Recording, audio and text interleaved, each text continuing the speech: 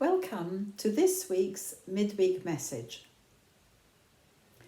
This weekend saw the Undeterred take part in the Great North Run, even though it was a virtual event happening in isolated self-distancing. Nevertheless, these enthusiasts from 57 countries had trained to compete, and they succeeded in their effort. Positivity is a wonderful gift, especially when things are less than easy. So now is a good time to bring this gift into the foreground and engage with the next few months, looking at the road ahead as an opportunity to do the things we had forgotten we still need to do. Have you heard of the park run? It's a more recent running phenomenon when the fit and agile of whatever age group gather at 9 a.m. on a Saturday morning at an agreed venue and run together an agreed distance as fast as they can, but competing only with themselves by using their own technology. It's amazing how competitive we can be even when we're self-competing. And the reward is a fitter, healthier you. The professional athlete is, though, in a different league altogether. They will undergo an even more disciplined and rigorous training. He or she wishes to be amazingly fit, lose weight perhaps, train regularly, persevere through all winds and weathers, rain or snow, until they have developed a powerful physique.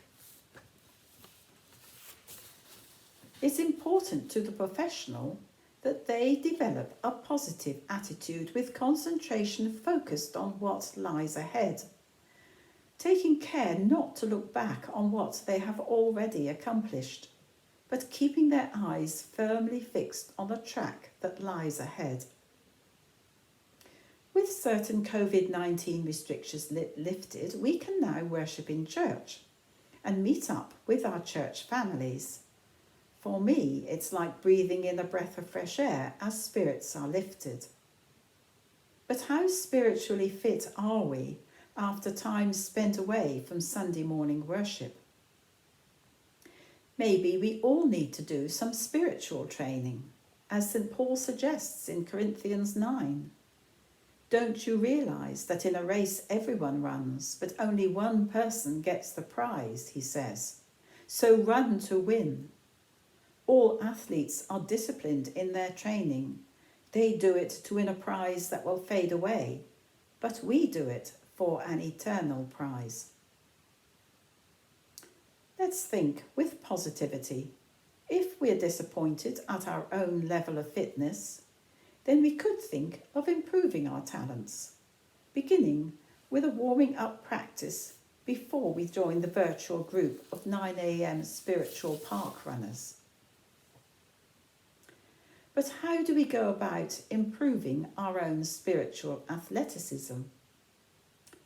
Well, beginning with prayer is good even if we don't feel like it. Remembering God is our coach and he has a listening ear. And we can be direct and honest in prayer. God has broad shoulders. And we all have a Bible that's just waiting for us to pick up and read. An athlete who is focused will persevere, even through the more difficult of exercises. As will the spiritually focused likewise persevere, even through the difficult to understand verses. The Bible itself can be seen as a coach which will help us improve our spiritual prowess.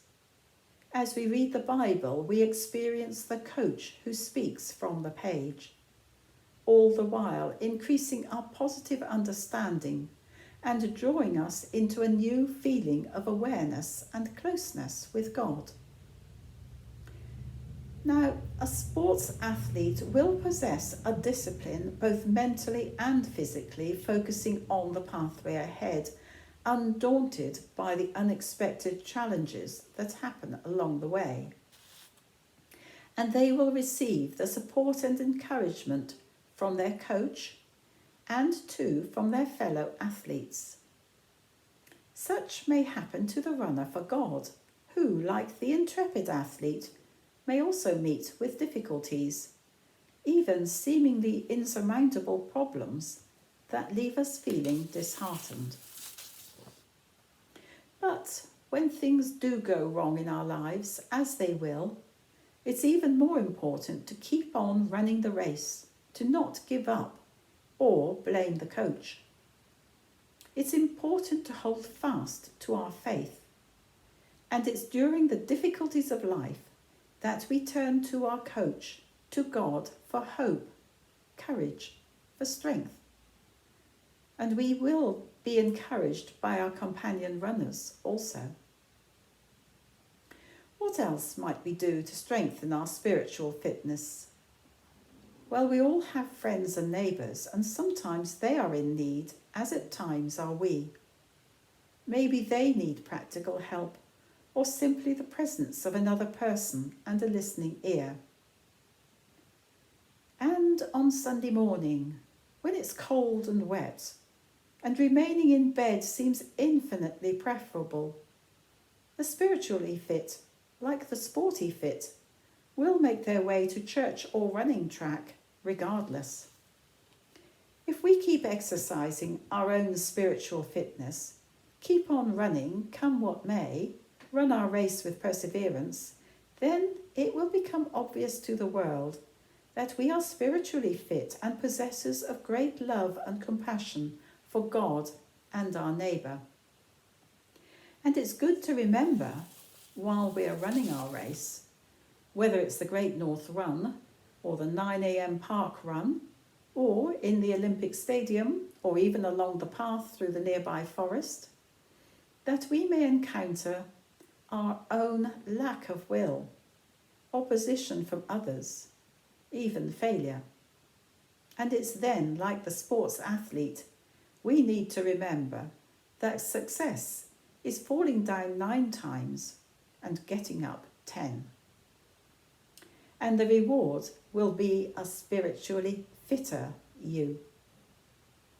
And it's important too to remain keen and enthusiastic right up to the finish line, where Jesus will be waiting with wonderfully wide open arms. As Winston Churchill once said, never give in, never give in, never, never, never, never in nothing great or small, large or petty, never give in, except to convictions of honour or good sense. And so we keep going like an intrepid athlete until we have won our race. And now a blessing.